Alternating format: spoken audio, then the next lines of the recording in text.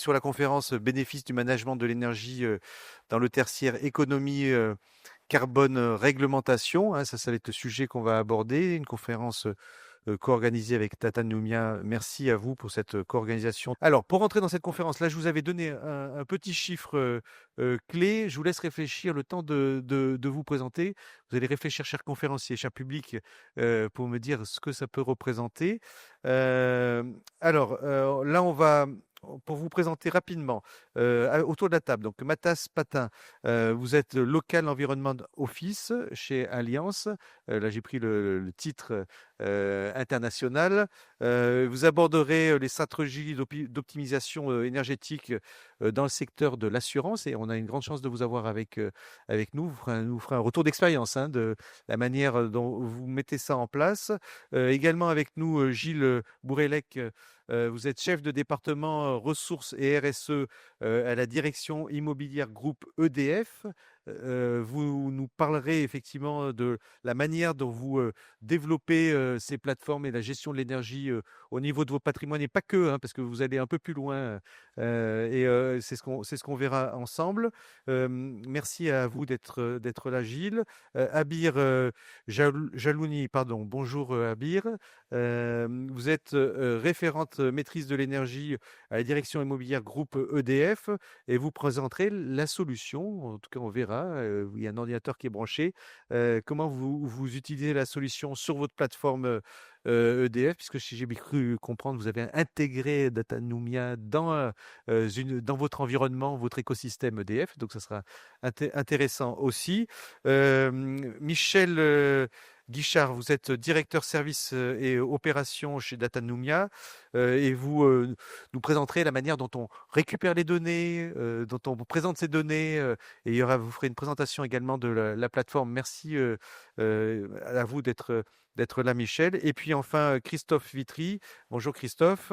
Vous êtes coprésident de la commission Data for City de la SBA. Bon, c'est un acronyme, donc c'est Smart Building Alliance, c'est un regroupement, c'est un syndicat, un regroupement d'entreprises. C'est une association, tout à fait. Une association, et vous êtes directeur commercial transition énergétique et prescription chez Siemens France. Et puis vous aborderez l'impact des technologies et des données sur la transition énergétique. Merci d'être avec nous. Alors, est-ce que vous avez trouvé ce que c'était les 15%? Je vous ai laissé du temps pour autant. J'ai une petite idée. Allez-y alors. Je me lance. Est-ce que ce serait pas le nombre de bâtiments équipés de BACS seulement? Alors non, ça pourrait être ça, mais c'est pas ça. C'est pas ça. Parce que c'est peut-être le cas aussi, c'est 15%. Je veux bien tenter ma chance. C'est le potentiel d'économie qu'on peut réaliser en optimisant une installation existante. Eh ben voilà, donc vous avez la bonne réponse, mais vous êtes l'expert aussi de la journée, de cette conférence, mais pas que. Alors, ce qu'on voulait faire ensemble, Christophe, on va vous donner la parole. Est-ce qu'on peut rappeler, pour commencer, pour poser le cadre, rappeler les différentes obligations et les enjeux qui sont associés, parce qu'il y a plein de décrets d'obligations. Bien sûr, donc en fait les bâtiments aujourd'hui, comme on le dit, il n'y en a que 15% qui sont équipés de BACS. Le décret BACS, pour ceux qui nous écoutent, c'est donc les obligations de moyens lorsque l'on veut économiser de l'énergie dans les bâtiments et aller plus vers les GTB, etc. Le PBD, donc l'Europe a émis en fait le souhait que le continent européen soit neutre en carbone en 2060 et par rapport à cela, il y a eu un certain nombre de décrets qui ont découlé en France, dont le premier était le décret écotertiaire, mis en place en 2021. Bon, il a été un petit peu retardé en 2022, mais mis en place. Le décret écotertiaire, c'est le premier palier à atteindre, c'est moins 40% de consommation énergétique avec une année de référence des 10 dernières années, donc d'ici 2030. Donc ça, c'est un élément important pour ceux qui nous écoutent et qui gèrent donc des flottes de bâtiments ou du real estate. Donc moins 40% à atteindre en 2030. Ensuite, il y a d'autres éléments. Donc on a l'obligation de résultat qui est le décret tertiaire et puis on a l'obligation de moyens qui est le décret BACS. Donc là, on va venir dans le bâtiment bien sûr pousser un certain nombre d'éléments autour de la collecte de données. On va y revenir. Et c'est dans cela que s'inscrit d'ailleurs donc la SBA, la Smart Building Alliance. C'est vraiment cette promotion du bâtiment intelligent. Et un bâtiment intelligent, comme on le dit souvent à la SBA, ce n'est pas un bâtiment bourré de IoT, bourré de capteurs. C'est surtout un bâtiment qui va interagir avec les occupants, qui va interagir avec les gestionnaires, qui va interagir avec les exploitants. Tout cela dans l'objectif, bien sûr, de faire des économies d'énergie drastiques, rapidement, pour atteindre l'aspect des normes. Et puis surtout, c'est le confort, parce que d'accord, il y a l'aspect normatif, mais il y a également, dans les bâtiments, le souhait de bien y vivre pour les occupants, ceux qui travaillent, par exemple, dans les ERT, les ERP, les bâtiments recevant du public, et également en toute sécurité, parce que plus on va collecter de la donnée, plus il va falloir la sécuriser. Enfin, tous ces éléments sont, j'allais dire, traités au sein de la SBA au travers de groupes de travail, et Data for Cities, par exemple, est un groupe de travail qui réfléchit autour du bâtiment et qui ensuite conseille au travers de référentiels comme par exemple R2S, Ready to Service. Ce sont des cadres de référence pour savoir un peu aiguiller, éclairer tous les bureaux d'études, les exploitants, ceux qui vont gérer des flottes de bâtiments, à savoir par où ils doivent commencer et surtout quel est le cadre de référence, donc comment ils peuvent, par quel bout ils vont prendre leur bâtiment, leur flotte de bâtiments. Et idem dans le secteur public, peut-être on y reviendra, mais c'est également la même chose. Voilà, alors vous avez précisé qu'effectivement, il faut mettre l'humain au cœur du sujet. Alors allons-y sur l'humain. Gilles, vous intervenez donc pour EDF. Donc vous êtes parti des besoins dont vous aviez au sein d'EDF. Est-ce qu'on peut rappeler quels étaient les besoins? Parce qu'on part toujours des besoins et après on met en place des outils qui répondent à ces besoins. Oui, tout à fait, merci. Donc effectivement, pour répondre aux 2 décrets qui viennent de nous être présentés et associés au projet d'entreprise de décarbonation du groupe EDF, on a saisi cette opportunité pour associer de nombreuses compétences au sein du groupe et on a mis un plan de sobriété énergétique qui va au début à la signature de baux sur des bâtiments qui sont moins énergivores ou plus performants énergétiquement, par le pilotage des installations que nous avons à disposition, par des gestes occupants efficients et peu énergivores, par des programmes de maintenance et de travaux à court, moyen et long terme qui permettent d'améliorer les systèmes pilotés et surtout de les préserver sur du long terme, de la diminution des mètres carrés occupés. Et tout ça permet d'alimenter donc 2 ratios, le ratio kilowattheure par mètre carré et le ratio kilogramme CO2 par occupant. Et pour cela, donc, on avait besoin d'une source de données unique et fiable. Et donc, on l'a trouvé au sein du groupe Data du Monde. Voilà, donc c'était les 2 indicateurs, CO2, si j'ai bien compris, CO2 par occupant et énergie au kilowattheure, énergie par mètre carré. C'est bien ça. Voilà. Et donc c'est des données qui étaient importantes pour vous. On va revenir et on va dans le détail, on va voir ce que ça donne sur la plateforme. Donc ça c'était pour vous EDF et pour vous Mathias au sein d'Alliance, c'était quoi les besoins que vous aviez pour mettre en place aussi une plateforme? Alors, chez Alliance, bonjour tout le monde déjà. Chez Alliance, finalement, les problématiques et les besoins étaient complètement identiques à ceux d'EDF. On n'a pas d'approche diamétralement opposée à EDF et à la plupart, j'imagine, des entreprises tertiaires. Donc finalement, nous, notre besoin s'est aussi porté sur d'autres réglementations qu'on n'a pas forcément citées, mais l'obligation de l'audit énergétique. Alors nous, on a pris le parti de se défaire de l'audit énergétique en passant par la certification ISO 50001, puisque la certification ISO 50001 nous dispense de l'obligation des audits énergétiques. Dans le cadre de cette certification ISO 50001, on a besoin d'identifier des indicateurs de performance énergétique. On a besoin de données pour mesurer l'atteinte de nos objectifs et le résultat de nos actions de performance énergétique. Et donc là, nous aussi, nous sommes appuyés sur Datanumia pour collecter ces données, analyser nos consommations et monitorer finalement les résultats de nos actions.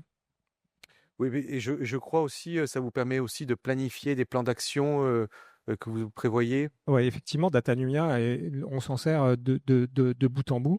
Datanumia nous sert bien évidemment sur la partie données, mais également on enregistre l'ensemble des plans d'action énergétique dans la plateforme pour pouvoir les suivre au quotidien. On a aussi paramétré des alertes pour nous alerter sur les surconsommations ou les dépassements de seuil et toutes les anomalies énergétiques qui pourraient survenir sur l'ensemble de nos bâtiments. Voilà, donc là, on a présenté rapidement, alors j'ai dit plateforme, mais finalement c'est plutôt service, hein, le mot qu'on pourrait utiliser. On a présenté rapidement les besoins. On pourrait maintenant, Michel, aller dans le détail, hein, et montrer tout de suite au public, parce que finalement le public se pose la question, mais c'est quoi réellement? C'est quel service vous proposez pour répondre à ces enjeux, et on va faire en même temps une démonstration de l'outil, hein. Oui, donc bonjour. Donc le service s'appuie sur 3 piliers. Le premier, c'est l'humain, c'est les energy managers qui accompagnent les clients. Le deuxième, c'est l'aspect technologique. On s'appuie sur des compteurs communicants, on appelle ça aussi IoT. Et le troisième, c'est la plateforme de visualisation des données. Et en fait, notre approche, pour repartir des besoins qui viennent d'être exprimés, on part du besoin et en fonction de ça, on va adapter à la fois la solution de collecte de données. Ça peut passer par des flux de distributeurs, hein, type Enedis Linky, hein, qui est le plus connu, mais aussi GRDF et d'autres, ou alors par la mise en place d'instrumentation sur site pour en particulier mesurer des sous-compteurs ou si on a besoin d'aller chercher le Generalo, etc. Donc le départ, c'est l'aspect collecte. Et ensuite, là aussi, en fonction du besoin, on va adapter l'accompagnement. Parce que typiquement, on va prendre en compte si le client est dans une démarche ISO 50001, décret tertiaire, etc. Et adapter l'iBoard, personnaliser l'iBoard en fonction. Donc ça, c'est la première étape. Ensuite, évidemment, il y a la phase de mise en place de l'iBoard et la mise en main par le client. Et après ça, démarre le service. Et le service va d'une manière générale toujours avoir les mêmes grandes étapes, c'est-à-dire état des lieux. On analyse sous toutes les coutures les consommations des bâtiments. Ensuite, on identifie donc des dysfonctionnements, des actions de performance énergétique. Tout ça, c'est intégré dans un plan d'action qui est expliqué, partagé, puis animé dans le cadre de comités. Et ensuite, donc, les économies sont réalisées, suivies, etc. Donc ça, c'est vraiment on va dire la démarche globale. Si maintenant je passe sur la partie. Alors, juste une question, peut-être les energy managers. Donc ça, les energy managers, ça c'est vos équipes, hein, c'est vous qui avez des energy managers qui permettaient d'accompagner le client pour analyser à la fois les besoins et savoir les outils qu'il faut mettre en place, hein. Tout à fait. On a une vingtaine d'energy managers qui sont là pour identifier vraiment les actions. D'ailleurs, pour aller un tout petit peu dans le focus, notre priorité, c'est toujours déjà d'optimiser l'existant. C'est là qu'on peut faire en général 15%. Et donc, une fois qu'on a atteint l'optimisation de l'existant, on joue en fait sur la régulation et sur le comportemental, hein, pour cet aspect-là.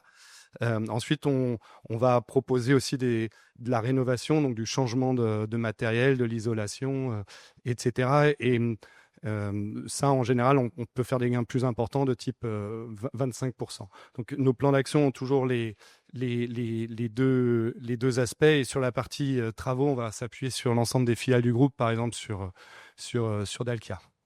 Voilà. Optimisons l'existant, ce que vous appelez optimiser l'existant. On dit aussi les quick wins, c'est ça, c'est je fais une petite action et qui m'amène tout de suite des gains immédiats. En effet, souvent, là, on est sur des investissements qui sont quasi nuls, ou alors des tout petits investissements. Et en effet, ça peut faire des très grands gains derrière. Ouais. Et on parlait tout à l'heure de l'alerting. Il faut se dire que les bâtiments, c'est des choses qui vivent. Et donc, il y a tout un enjeu aussi, une fois qu'on est dans l'optimum, à le conserver. Donc, la mise en place d'alerte pour vérifier qu'on reste bien dans cette situation.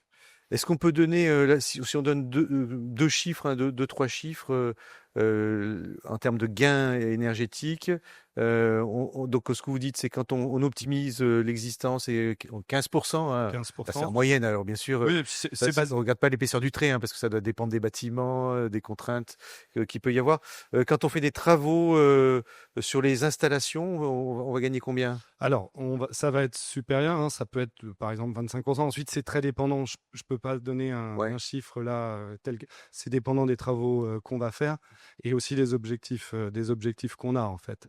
Donc là-dessus, en tout cas, pourquoi j'ai donné ces deux chiffres, c'est quand on se place sur une trajectoire de décret tertiaire à moins 40, et ben, on va pouvoir sur l'existant faire de l'ordre de 15 et il faudra ensuite compléter par des travaux.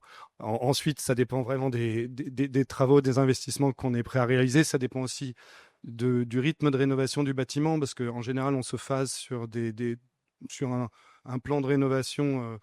On va se caler dans un plan de rénovation existant. Donc, tout ça, il faut l'intégrer. Voilà, mais 2030, c'est demain, hein, le temps de faire les travaux, de prendre les décisions. Donc, il faut y aller maintenant. Je vous propose de montrer maintenant comment marche la plateforme. Là, on va regarder les données, hein, qui sont remontées. Si j'ai bien compris, s'il y a de l'humain, il y a des capteurs, et derrière, ça donne des données que vous concentrez sur une plateforme. Hein. Tout à fait. Donc, la plateforme s'appelle Liborn. Donc, c'est une plateforme de visualisation énergétique. C'est une plateforme qui est à la fois multisite et monosite, et on va pouvoir switcher de l'un à l'autre, et où on est capable d'en monter toutes les données, ou vraiment un grand nombre de données de type énergie, donc élect, gaz, eau, les températures, et toutes données qui peuvent être intéressantes, les personnes présentes dans un bâtiment, etc. Si on regarde au niveau Est-ce que vous comptez, là, je vous posais, je ne veux pas vous poser une colle, mais vous comptez en temps réel des personnes qui se présentent dans le bâtiment? Alors, si cette info est existante, on peut en effet mettre en place les données. Alors, pour avoir une consommation, dont vous parliez, consommation par personne en temps réel. Hein. Et je vais vous montrer aussi un indicateur basé là-dessus par la suite.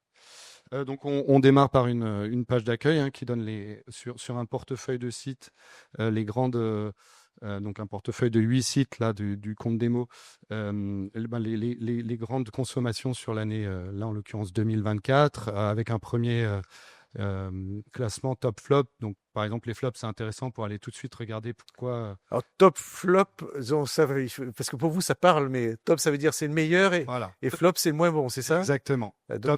Donc, on va donner le meilleur bâtiment et le moins bon bâtiment. Là, en l'occurrence, c'est ce qu'on a choisi. Ça permet d'identifier tout de suite un premier coup d'œil les bons et on va dire les plus mauvais, ceux où on agirait en premier.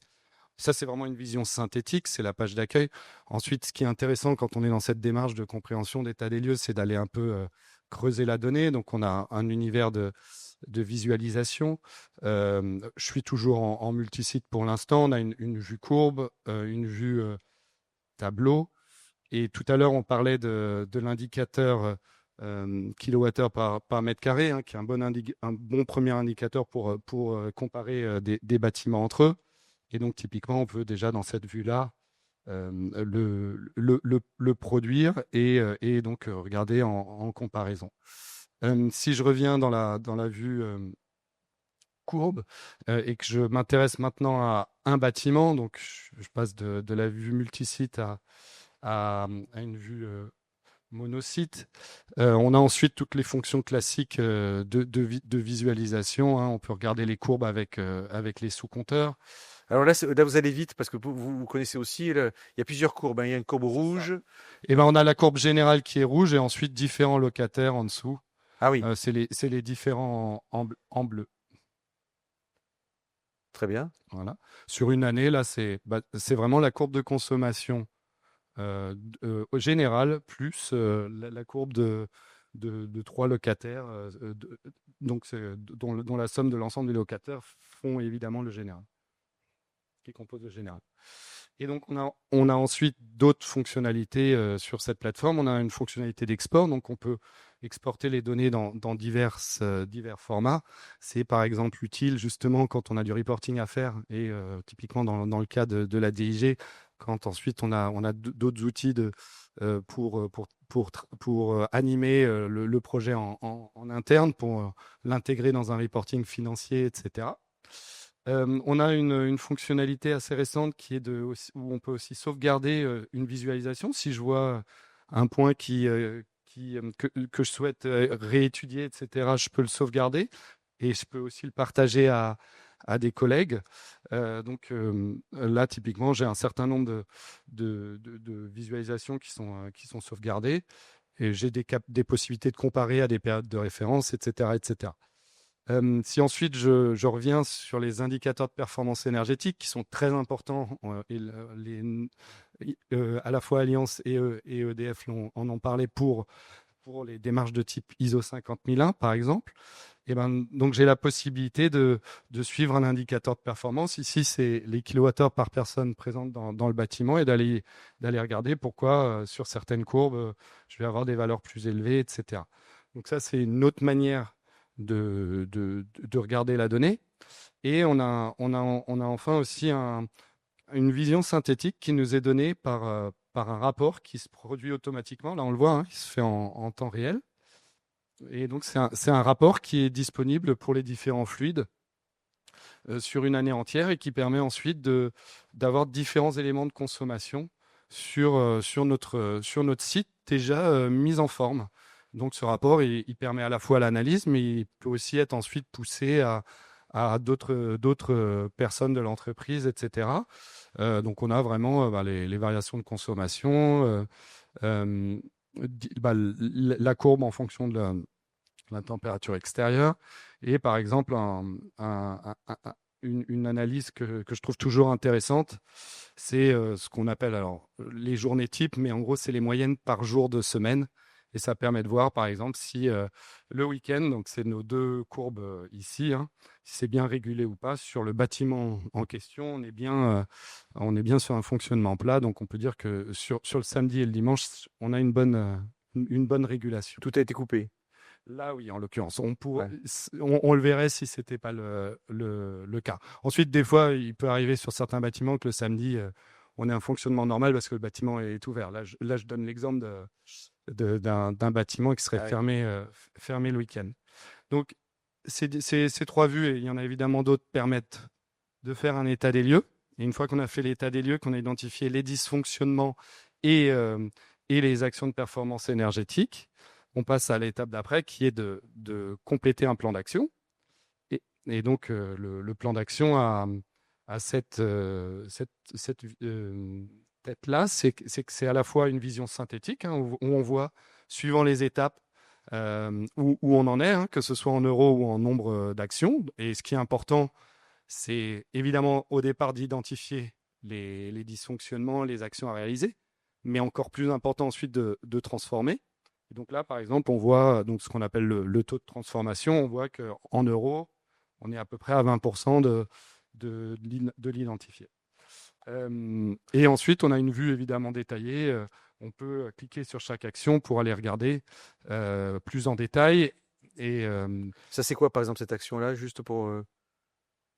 C'est une action d'optimisation de chauffage et de clim. C'est typiquement de mettre en place les bons réduits nuit et week-end. Donc ça veut dire à partir des données que vous avez fait une analyse, vous avez travaillé avec l'Energy Manager. Si j'ai bien compris, là il y a quand même un travail d'étude, hein, qui est opéré. Et derrière, vous listez des actions à mettre en œuvre. Et ces actions-là sont mises dans le système, implémentées dans le système, et donc ça vous permet de suivre est-ce qu'elles ont été faites ou pas faites, et quel est l'impact de cette action en termes d'économie. Hein. Et ensuite, on peut les faire vivre, on peut les faire changer de statut, et ça peut être les différentes personnes du projet justement qui ensuite interagissent là-dessus. Et ce qui me paraît intéressant aussi par rapport à ce qui a été dit, hein, l'ISO 50001, c'est vraiment un des cas d'usage sur lesquels on utilise cette plateforme et sur lesquels on accompagne par notre démarche. Et on a justement l'ensemble des éléments qui sont importants pour cette partie dans l'outil, et les IPE les indicateurs de performance énergétique que j'ai rapidement présentés tout à l'heure font aussi partie de cet aspect. Pour revenir sur un autre élément tout à l'heure, donc on parlait de l'alerting, hein, que c'est essentiel pour qu'un bâtiment reste performant déjà au niveau de l'optimisation de l'existant. Donc, on a la possibilité de paramétrer des alertes. Et typiquement, ces alertes, on peut à la fois les paramétrer sur des compteurs généraux, par exemple, pour identifier un dépassement de puissance ou quelque chose comme ça. Mais on peut aussi le faire sur des indicateurs de performance. Donc, on peut aller à différents niveaux. On peut aussi le faire, par exemple, pour le Generalo, pour détecter des fuites d'eau. Il y a un certain nombre de cas d'usage où c'est très intéressant. Et enfin, on est positionné sur le décret tertiaire. Hein. Notre solution permet de répondre à ce besoin. On a plus de 3000 sites qu'on a gérés pour nos clients et qu'on gère, parce que ça se fait tous les ans dans ce cadre-là, pour lesquels on accompagne le client dans sa trajectoire. Et en fait, on a surtout deux grandes fonctions. On a la première qui est de déclarer tous les ans les consommations et aussi d'autres éléments sur le bâtiment, sur une plateforme de l'ADEME qui s'appelle Opérate. Et donc, on a développé le connecteur vers cette plateforme. Oui, parce qu'il y a une année de référence. Là, je veux pas parler technique, mais c'est ça, il y a une année de référence qu'il faut déterminer. Oui. Alors, peut-être juste dans les 10 dernières années, il faut avoir une année de référence et faire ce moins 40% en 2030 sur cette année de référence. Et en effet, on développe tout un tas de solutions qui permettent d'aller déclarer directement des éléments des plateformes jusqu'à cette plateforme Opérate. Voilà, donc vous, par rapport à ces années de référence, vous venez fournir la preuve que l'objectif est bien atteint. Alors, il y a deux aspects. Il y a déjà un aspect de déclaration et ça ne se limite pas aux données de consommation. Il y a aussi beaucoup de données bâtimentaires à fournir à l'initialisation et puis si elles évoluent, à faire évoluer. Mais en effet, tous les ans, on va transférer à nouveau les consommations de l'année écoulée. C'est ce qu'on est en train de faire là pour l'année 2024. Et ensuite, évidemment, on calcule la trajectoire pour chacun de nos clients et on les accompagne par le plan d'action vu précédemment pour ceux qui le souhaitent. Et donc, c'est la deuxième partie qui est la partie plus indicateur, c'est-à-dire l'accompagnement dans la durée. Voilà pour vous donner un rapide... une vue rapide sur notre plateforme qui est vraiment un élément essentiel de notre accompagnement. Peut-être un dernier point, c'est qu'on a nos développeurs en interne chez Datanumia. Ouais. Et donc, ce que je vous présente aujourd'hui, évidemment, va évoluer dans les prochaines semaines, dans les prochains mois au niveau des fonctionnalités. En informatique, on appelle ça la roadmap, c'est ça, voilà. Le plan de route de développement informatique qui est, j'imagine, une fonction des besoins aussi de vos clients, des réglementations. Exactement. On a une roadmap et la roadmap, ça intègre à la fois le besoin des clients, ça peut intégrer aussi des aspects liés à la technique qui sont plus on va dire, moins visibles du client, de l'utilisateur, mais par exemple des changements de techno qui ont lieu. Hein. On sait que dans ce domaine-là, ça bouge beaucoup. Et donc, tout ça, c'est agrégé, c'est priorisé. Et régulièrement, alors chez nous, ça peut être toutes les 2 semaines, on met en prod, donc on publie les nouveautés. Oui, parce que j'imagine il y a des nouveaux capteurs qui arrivent, donc il faut que ce soit connecté avec ces nouveaux capteurs. Bon, j'imagine il y a plein de cas. Il y a plein de possibilités. Ça peut être les fonctions là, un nouveau menu ou une adaptation du décret tertiaire. Hein. On sait que tous les arrêtés ne sont pas encore sortis. En fonction des arrêtés, ça va être enrichi. Mais ça peut être aussi sur les systèmes de collecte, un nouveau flux de données à intégrer. Tout ça, ça évolue en permanence. Voilà, merci pour cette présentation de la plateforme. On aurait pu rester des heures, hein, mais le temps nous est compté. Il y a peut-être d'ailleurs un lien de démo, je sais pas, pour le public. Je sais pas si c'est possible. Ensuite, Gilles, je voulais revenir à vous parce que EDF, vous avez mis en place. D'ailleurs, vous avez inversé, je crois, hein, pour vous, habile pour préparer. Gilles. Vous avez un patrimoine de dingue chez EDF. Je ne sais pas combien de bâtiments. Il y a combien de bâtiments touchés EDF Alors, nous avons à peu près 450 bâtiments pour 3 millions de mètres carrés, qui va du bâtiment purement tertiaire au bâtiment tertiaire en milieu industriel. Ça, c'est tous les bâtiments EDF. Oui, tout à fait. Et donc, vous avez mis en place la solution sur l'ensemble du patrimoine? Alors non, pas tout à fait, puisque on a mis en place la solution iBoard sur les bâtiments sur lesquels nous sommes titulaires des contrats en énergie électrique ou gazière ou en eau. Et donc, ça représente aujourd'hui un panel d'à peu près 150 bâtiments sur 450. Néanmoins, justement, dans le cadre des nouveaux baux, dans le cadre des programmes travaux, on fait en sorte d'augmenter ce nombre de références et ces remontées d'informations dans les données. Et on ambitionne à l'avenir de progresser au fur et à mesure et d'avoir un nombre beaucoup plus conséquent. Néanmoins, les 150 bâtiments aujourd'hui représentent la totalité de la typologie des types de bâtiments qu'on peut avoir. Et donc, il est totalement représentatif du parc global de la direction immobilière groupe. Ouais. Et les ratios qui en sortent sont des ratios références aux yeux des auditeurs et des organismes gouvernementaux pour l'ensemble du parc. Ah oui, donc ça vous permet d'avoir une stat globale ou des indicateurs globaux pour l'ensemble du parc, puisque vous êtes représentatif du parc. Tout à fait, représentatif des trois typologies, tertiaire, semi-industriel, industriel, et un nombre suffisamment conséquent, puisque 30% des 450 sites sont représentés. Voilà, alors, vous aviez aussi, et c'est ce que vous allez nous présenter, Habib, vous aviez des besoins particuliers, hein, où je vous laisse en écho, hein, tous les deux. Vous aviez des besoins particuliers que vous avez, qui étaient un peu aussi différents de ce que fournissait Datanumia. Et donc, vous avez intégré les données de Datanumia dans votre plateforme, hein, c'est bien ça? Oui, tout à fait. Avec Datanumia, nous avons les consommations qui arrivent sur la plateforme. Comme Alliance, nous utilisons les menus actions, alerte pour être alerté en cas de dérive. Mais en plus, on a besoin d'aller un peu loin pour suivre d'autres indicateurs qui sont les kilogrammes CO2 par occupant, comme a mentionné Gilles tout à l'heure. Et c'est pour ça que déjà, on a un accompagnement d'Energy Manager côté Datanumia, qui est quelque chose qui est très bien pour notre suivi et qui nous envoie un reporting mensuel avec des consommations qui sont corrigées par rapport au climat. Et donc nous, avec ce reporting, et en plus de cette base de données, on a une autre base de données avec notre occupation et nos surfaces qui varient aussi d'une manière mensuelle. Donc on concatène ces deux bases de données pour pouvoir suivre nos indicateurs et développer notre Power BI que je peux vous présenter Allons-y. Alors, rapidement. on va partager votre écran là aussi pour voir comment vous avez intégré les données. Oui.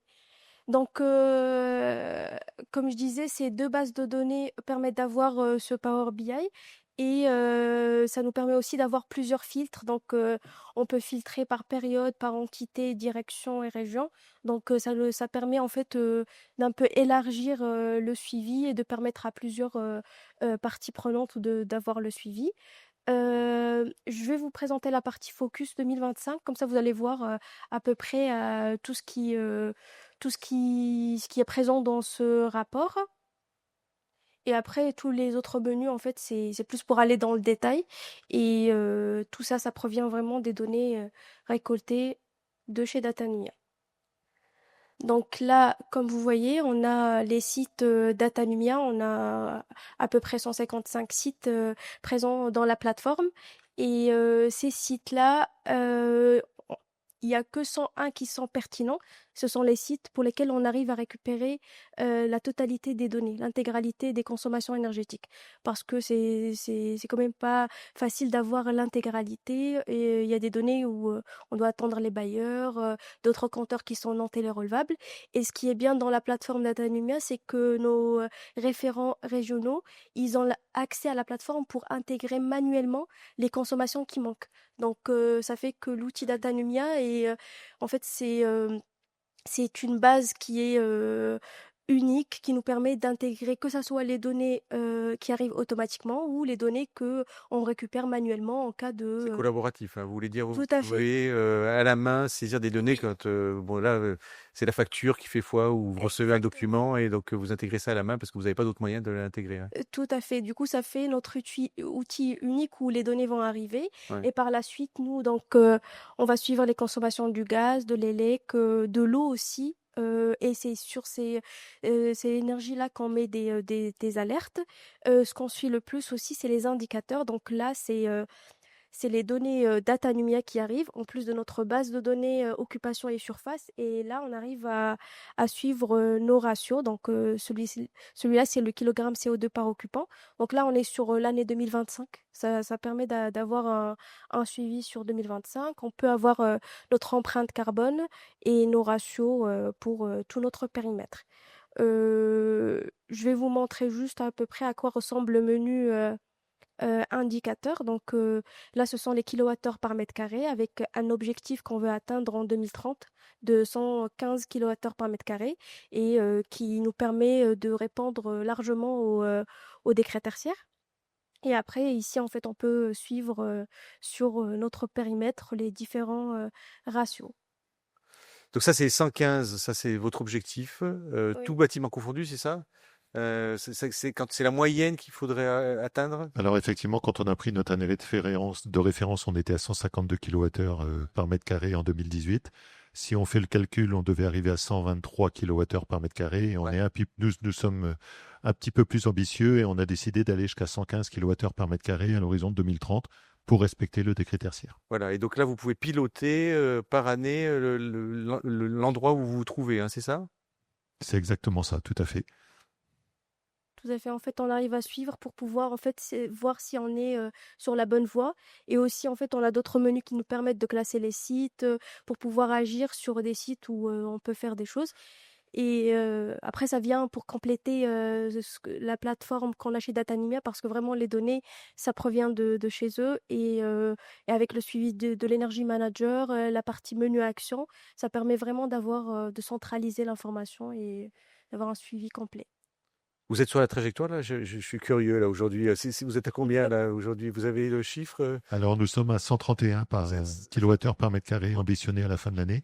Ouais. Donc comme on parlait tout à l'heure des fameux 15% puis des éventuels autres pourcents, le pilotage et le plan de sobriété énergétique a permis de descendre jusqu'à 133-134 kWh par mètre carré sans avoir de programme de travaux spécifiques d'amélioration des moyens et des équipements et des pilotages.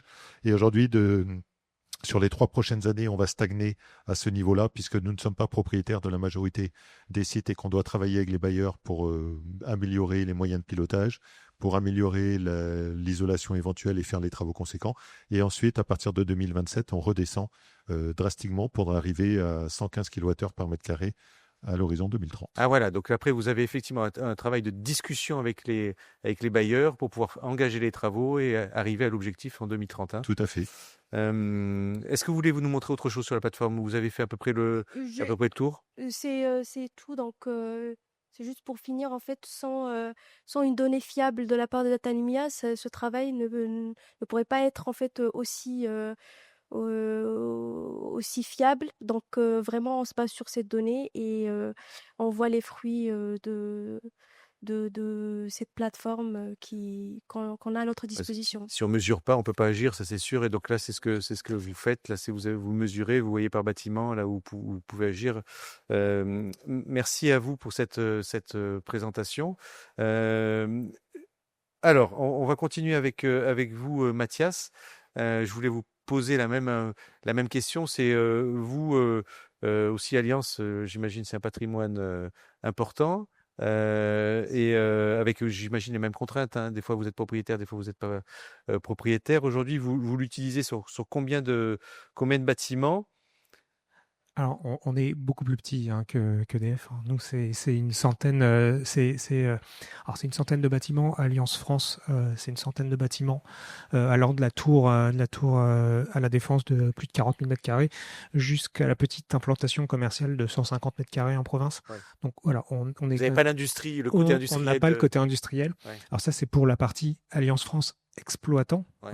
utilisateurs. Ouais. On a aussi, nous, en tant qu'assureur, un patrimoine immobilier qu'on loue. On est aussi bailleur, on est propriétaire bailleur. Et donc, on a un patrimoine en France qui, alors j'ai pas les chiffres en tête, je suis désolé, mais qui est aussi assez conséquent. La plateforme Datanumia, aujourd'hui, nous, on l'utilise sur une quinzaine de sites qui sont nos sites sur lesquels on a mis la certification ISO 50001. Alors, ça fait paraît peu par rapport à l'ensemble des sites qu'on occupe en tant qu'occupant ou même dont on est propriétaire, mais ça représente quand même ces 15 sites, 90% de la dépense énergétique d'Alliance France globale, occupants et propriétaires. Donc c'est pas négligeable quand même. Donc là aussi, on considère qu'on a une représentativité dans l'utilisation de la plateforme. Oui, vous avez pris plutôt les gros sites pour. On a pris les gros sites et les sites quand on est propriétaire non occupant, enfin en tout cas quand Alliance France n'est pas occupant de ces sites, on a pris les sites sur lesquels il y a plusieurs occupants et dont on paye finalement la partie des consommations des parties communes. Ouais. Voilà. Quand effectivement on loue un immeuble à un mono-occupant, là on lui laisse la primeur de payer lui-même ses factures d'énergie. Est-ce que vous, là, on a vu chez vous, EDF, l'enjeu de cette trajectoire, cet objectif, là, vous avez en cible d'ailleurs et affiché sur le tableau de bord, on peut pas le louper. Est-ce que vous avez aussi ce pilotage de cette trajectoire pour arriver à 40% d'ici 2030? Alors, on l'a, mais pas sur Datanumia. Ouais. Pardon.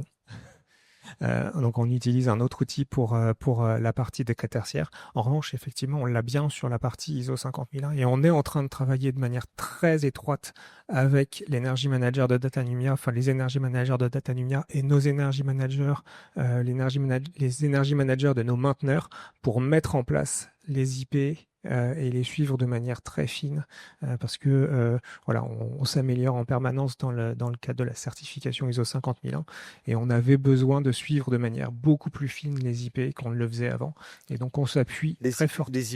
Indicateurs de performance énergétique, on en a un peu parlé déjà. Donc effectivement, on travaille main dans la main avec Datanumia, avec les équipes de Datanumia pour développer ces indicateurs de performance énergétique sur la plateforme, ceux qui nous intéressent nous, puisque ce ne sont pas forcément les mêmes que ceux d'EDF. C'est ça qui est intéressant aussi, c'est qu'on peut paramétrer et finalement customiser un petit peu la plateforme selon nos besoins. Et donc, on travaille de manière très étroite avec Datanumia pour que ces IP, ceux qui nous intéressent, nous, soient embarqués dans la plateforme. Ouais. Oui, parce qu'il y a des énergies. Finalement, chaque équipe a ses énergie managers. C'est ce que je comprends. C'est chez EDF, vous avez des énergie managers maison. Chez Datanumia, vous en avez aussi. Chez Alliance aussi, c'est ça. Et il faut que ces énergie managers bossent ensemble. Hein. Oui, tout à fait. En fait, c'est vraiment un travail d'équipe. Et en fait, le terme Energy Manager regroupe, suivant l'entité, une réalité souvent légèrement différente. En tout cas, côté Datanumia, c'est vraiment accompagner le client à l'usage de la plateforme et faire de l'analyse sur courbe de charge. Ensuite, dans d'autres structures, ça peut être aussi de gérer les achats d'énergie. Donc, suivant l'entreprise et son activité, ça peut être légèrement différent. Mais en tout cas, c'est optimiser la partie énergie de l'entreprise. Donc vous devez effectivement, alors ça fait la transition, travailler sur l'humain, ça fait la transition toute trouvée pour vous, Christophe, parce que c'est un sujet que je voulais aborder. Hein, il faut, il y a les services. Hein, on a compris le service que vous fournissez et que vous proposez, dont la plateforme est un des éléments. Finalement, c'est la partie visible du service, puisque si j'ai bien compris, il y a les energy managers, capter les données avec tous les capteurs, remonter ces données, et ensuite il faut les afficher sur la plateforme avec toute la complexité qu'il y a d'afficher ces données. Mais donc il y a besoin de Christophe, de moyens humains, et puis aussi il faut maintenir tous ces systèmes. Oui, c'est très important. Alors, ça a été dit depuis tout à l'heure, on voit bien l'importance du bâtiment intelligent et de la qualification de la donnée et aussi de la valorisation de la donnée. Donc, c'est très important de se fier à des référentiels, c'est très important de se fier aussi à des normes ISO, le N5220, etc. Le BACS aussi, qui est un élément très important, où l'humain va avoir toute sa place. Quand on veut passer d'une GTB de type de classe enfin de classe 4 à 1, etc. Et on va à chaque fois amener sa pierre à l'édifice. Et il va falloir du personnel qualifié pour pouvoir amener son expertise et rehausser la qualité donc de ces BACS, de ces GTB. Et puis on voit bien dans tous ces éléments que l'humain a sa place dans le sens où il nous faut du personnel formé. Alors l'intelligence artificielle va permettre d'analyser, d'avoir des bâtiments qui sont auto-apprenants. On est dans des démarches itératives qui vont nous amener énormément de sujets. Mais tout de même, l'humain reste encore important. Il y a l'aspect formation autour, bien sûr, de la physique du bâtiment, parce que, comme on l'a dit tout à l'heure, un bâtiment n'est jamais identique. On a toujours deux bâtiments très différents. La taille des bâtiments, ça a été rappelé également. C'est toujours important aussi de se fier à tout cela. Et puis, pour terminer, si on ne se fie uniquement à ce qui est compté, donc au télérelève, au comptage, etc., ça ne suffit pas. Il faut redescendre, comme ça a été très bien montré, il faut redescendre les éléments vers le bâtiment pour tenir compte aussi en temps réel des bâtiments. Il y a le taux d'occupation, il y a plein d'éléments qui rentrent en ligne de compte, la qualité d'air, est-ce que le bâtiment est occupé, et puis surtout un élément qu'on oublie souvent, mais ce qui est quand même très vrai, c'est surtout sur la production de l'énergie.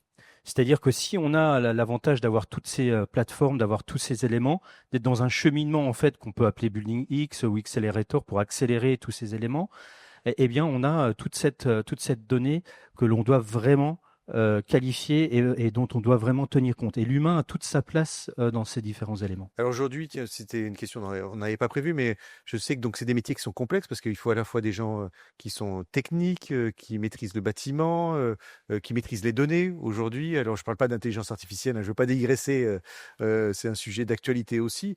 Donc est-ce que c'est pas aujourd'hui aussi difficile je parle là pour vous tous, de trouver les hommes et les femmes qui ont toutes ces compétences, ces champs de compétences? Alors c'est très difficile en effet, c'est un métier parfois de niche hein, sur ces éléments. Par contre, il y a tout un tas de plans de formation. Hein. Par exemple, à la SBA, on a la SBA Academy, on peut emmener beaucoup de sujets. Il y a beaucoup de fabricants qui proposent des éléments également. Mais comme aujourd'hui je suis agnostique, je ne vais pas citer les différents éléments, mais il y a énormément d'entreprises qui proposent des sujets. Et puis vous avez raison, on est aussi dans une démarche, encore une fois, itérative, auto-apprenante. Les exploitants des sites doivent également souvent s'appuyer aussi sur des compétences techniques et également des organismes comme le COSTIC aussi, hein, qui est la référence scientifique aussi en termes de GTB. Et puis bien sûr les IUT, les lycées, enfin tout le monde académique. Et on co-développe même souvent avec le monde académique beaucoup de sujets de preuves de concept, d'éléments qui nous permettent ensuite de faire des bâtiments intelligents et des smart buildings. Je voulais vous poser la même question là, Mathias et Gilles, là, sur la partie humain. Vous arrivez à trouver les personnes et à gérer. Je vois vous faites des gros yeux. Trouver les personnes, arriver à les former et pour gérer ces systèmes. Alors, ça devient de plus en plus facile. Ouais. C'est des sujets qui avancent. Je dis pas que c'est toujours facile, mais en tout cas, par rapport à ce qu'on a pu connaître il y a quelques années, en tout cas, on voit une vraie accélération dans la montée en compétence, dans la prise de conscience de ces problématiques-là, et du coup, dans les moyens qu'on met à disposition des entreprises et que les entreprises prennent aussi pour justement prendre en charge ces moyens et trouver les compétences et développer les compétences nécessaires pour y arriver. Donc, c'est-à-dire que l'entreprise doit donner les moyens finalement l'entreprise a besoin aussi à un moment de se doter des moyens nécessaires pour atteindre ses objectifs. Jusqu'à présent, il n'y a pas encore très longtemps, hein, avant la crise ukrainienne, l'énergie, on avait de la chance d'avoir une énergie peu carbonée et pas chère. C'est plus le cas.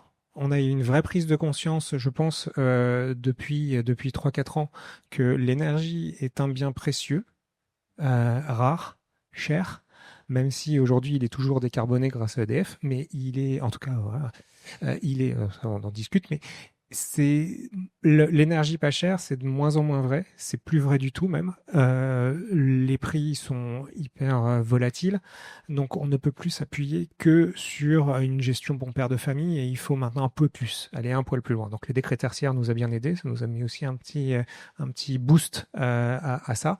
Mais les entreprises aujourd'hui se donnent vraiment les moyens de leurs ambitions et pas juste dire moi je baisse mes consommations. Donc là il y a vraiment des objectifs.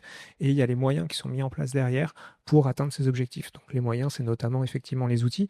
Et comme les outils appellent les compétences arrivent. Gilles, je voulais vous faire réagir là, en complément aussi. On vous donne les moyens chez EDF. Alors, on j'imagine. nous donne les moyens, mais la chance qu'on a, c'est le périmètre du groupe EDF et Ouais, de ses filiales qui ouais, est largement supérieur à ouais, ce que peuvent avoir éventuellement ouais, les personnes ici présentes. C'est vrai que la mobilité au sein du groupe facilite l'apport des compétences, ouais. mais sans avoir la nécessité d'importer des compétences d'une filiale, c'est aussi le partenariat au sein du groupe Ouais. qui apporte cette richesse. Et puis, il y a un petit complément, c'est qu'on on met en place une filière immobilière groupe depuis cette année qui permet justement de regrouper tous les directeurs immobiliers de toutes les filiales du groupe EDF et puis de partager les bonnes pratiques, les compétences et d'harmoniser les démarches comment je vais dire, de sobriété énergétique et de décarbonation qui facilitent grandement aussi la chose. Donc, c'est la chance d'avoir un périmètre comme on a au sein du groupe EDF. Alors, on avait dit qu'on ferait un petit pas de côté. Alors, on a beaucoup parlé de la partie tertiaire dans la partie bâtiment plutôt privé, hein, parc privé. On avait dit qu'on parlerait un petit peu des bâtiments publics, puisqu'ils sont aussi concernés. Christophe, est-ce que vous pouvez nous faire un retour d'expérience, puisque vous êtes au SBA, donc vous êtes en contact avec Ouais. des collectivités au quotidien, un retour d'expérience de leurs besoins, où est-ce qu'ils en sont? Est-ce qu'ils sont au même niveau que ce qu'on voit à Alliance et EDF? Oui, nous rencontrons quotidiennement des personnes du secteur public qui ont les mêmes problématiques. Déjà peut-être un chiffre, le secteur, le marché tertiaire en France, les bâtiments à équiper en énergie, etc., c'est 1,1 milliard de mètres carrés. Sur 1,1 milliard de mètres carrés, à peu près la moitié, 47% exactement, c'est du secteur public. Ce sont des écoles, ce sont des hôpitaux, ce sont des hôtels de région, etc. L'État et ses opérateurs également pour 94 millions de mètres carrés et à peu près 300 millions de mètres carrés pour les collectivités territoriales. Région pour les lycées, département les collèges, et puis les crèches, les écoles, etc. Et là-dedans, dans ces éléments-là, l'école est centrale. C'est la moitié des bâtiments des collectivités territoriales.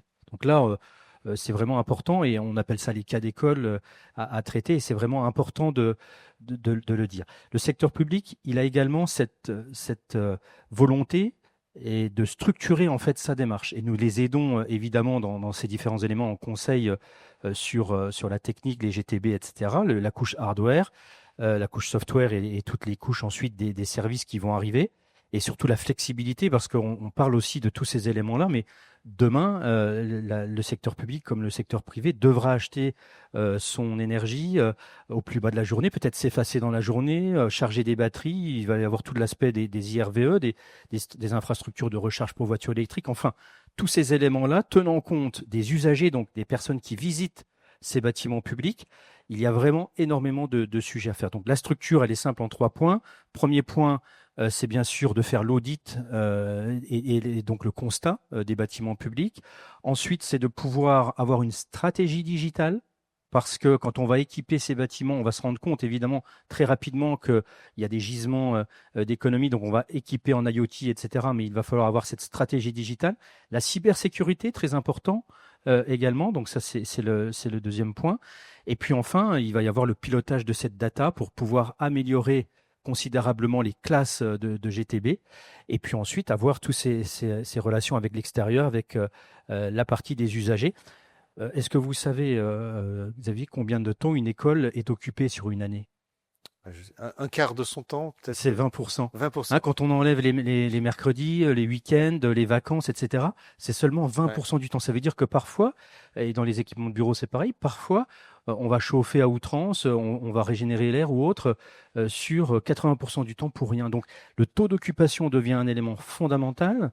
et différents éléments que nous équipons dans tous nos systèmes d'efficacité énergétique tiennent compte de cela. Ouais, juste pour la petite anecdote, on a droit à une anecdote par jour, hein. Dans l'école de mon fils, la manière de réguler la température, c'est l'ouverture des fenêtres, hein, si vous voyez ce que je Alors, on a beaucoup évolué des écoles parisiennes. Donc, et donc on a des grands progrès effectivement à faire, mais j'imagine que c'est pas le cas de toutes les écoles, j'espère. Michel, pour terminer, on avait dit qu'on terminerait avec le cas d'une école justement, parce que vous intervenez, la plateforme, les services, les systèmes que vous installez, vous les mettez aussi au service des collectivités. Exactement. On a la chance d'intervenir pour accompagner en fait la ville de Noisy-le-Grand en Île-de-France dans le cadre d'un projet qui s'appelle Récital et qui est en fait un accompagnement avec un consortium, avec une autre filiale d'EDF qui s'appelle Cité Gestion, avec Eridanis et une dernière structure qui s'appelle Efficacity. Et en fait, on est justement vraiment dans cette démarche d'accompagnement de bout en bout. Nous collectons les données d'environ 200 bâtiments. Et ensuite, il y a tout le travail d'études sur une soixantaine de sites, donc d'audits énergétiques avec les données de consommation et par des audits sur site. Ensuite le partage et l'animation du plan d'action en comité de pilotage avec les différents décideurs. Et enfin, de la formation sensibilisation. Et là, ce qui est intéressant, c'est que cette formation, on l'a fait en particulier pour des gardiens de groupes scolaires et de gymnases. Donc en adaptant notre discours à cette population, évidemment, sur des aspects d'usage et donc d'optimisation de l'existant. Et ce qui est intéressant dans cet exemple, c'est que la ville est très volontariste parce qu'elle va plus loin, elle souhaite aller plus loin que le décret tertiaire. Concrètement, ça s'exprime dans les chiffres. Leur objectif, c'est de faire moins 20% en 2026 et moins 50% en 2030. Voilà, donc prendre un peu d'avance par rapport au décret tertiaire. Et donc on suit évidemment la trajectoire et pour l'instant pour la partie 2026 on est en ligne. Si vous suivez l'actualité, il y a eu pas mal de communication de la ville de Noisy-le-Grand sur ce projet et en complément on a inauguré il y a 2 semaines un projet sur la ville de Dijon qui s'appelle Response. Où là aussi on intervient au sein d'un consortium sur des logiques assez proches. Donc je peux que confirmer que les villes, les collectivités vont dans le même sens et ont les mêmes objectifs, voire plus ambitieux. Voilà, juste un mot, vous voulez... Oui, peut-être ajouter un mot, c'est que la Smart City, justement, hein, les différents usages et la différence collecte des data, elles se font sur le bâtiment, mais elles se font aussi dans la rue, avec les poteaux d'éclairage public, avec tout cela. Donc, on va de toute façon, dans les décennies qui arrivent, être vraiment dans des stratégies digitales, j'allais dire territoriales. C'est pour ça que c'est important de préparer son bâtiment, pour ceux qui nous écoutent, hein, les flottes de bâtiments et donc les directeurs immobiliers, de le préparer donc à la Smart City, parce qu'on va vraiment vers ça. La mobilité tiendra compte de cela. Juste d'un mot, par exemple, une université, j'ai discuté avec des planeurs, ce sont des gens qui font les plannings des classes ou des amphithéâtres, eh bien, elle se base aujourd'hui sur l'arrivée du métro ou du tram. Vous voyez, donc on est sur des éléments vraiment importants, avec le nombre de personnes qui arrivent, etc. Donc on est sur des réalités qui font rejoindre le monde digital et le monde réel. Juste Michel, pour terminer, si une collectivité, un bailleur, un propriétaire de patrimoine a besoin d'infos, comment on vous contacte? Eh ben, le plus simple, par notre site internet datanumia.com. Ben voilà, ça sera le mot de la fin. On peut vous applaudir.